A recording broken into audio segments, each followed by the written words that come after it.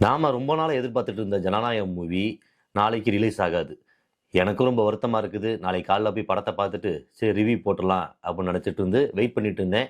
கடைசியில பார்த்தா நாளைக்கு தான் தீர்ப்பே வரும்ன்னு சொல்றாங்க. சென்சார் தரப்புல இந்த மாரி படத்துல ஒரு மதத்த சார்ந்து ஒரு விஷயம் இருக்குது. அதனால இன்னும் நாங்க தணிக்கை சான்றிதழ் குடுக்கல அதனால தான் அப்படின்னு ஒரு காரணத்த சொல்லியிருக்கிறாங்க.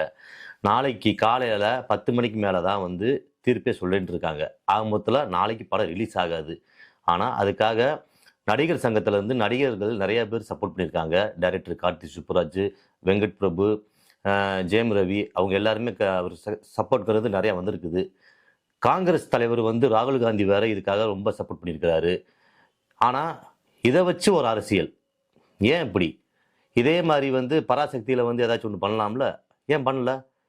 எப்ப பார்த்தாலும் விஜய் படத்துக்கு மட்டும் ஆரம்பத்துல எல்லா படத்துக்குமே விஜய் படம்னா வந்தாவே அரசியல்வாதி ஏதாச்சும் ஒரு விஷயத்த பண்ணிடுறது. இப்ப ஆல்ரெடி அரசியலுக்கு வந்துட்டார்ல, அதனால இன்னும் ரொம்ப அதிகமா பண்றாங்க.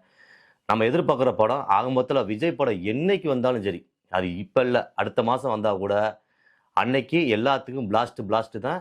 படம் எப்பயுமே சூப்பர் ஹிட்டா தான் ஆகப்போது. ஆக மொத்தத்துல அந்த மனுஷன இவ்வளவு தூரம் கஷ்டப்படுத்துறாங்க. படம் வந்ததுக்கப்புறம் தெரியும். அவருடைய கடைசி படம் சூப்பர் ஹிட் ஆகப்போது. எல்லாரும் வெயிட் பண்ணுங்க. தியேட்டர நோக்கி போலாம்.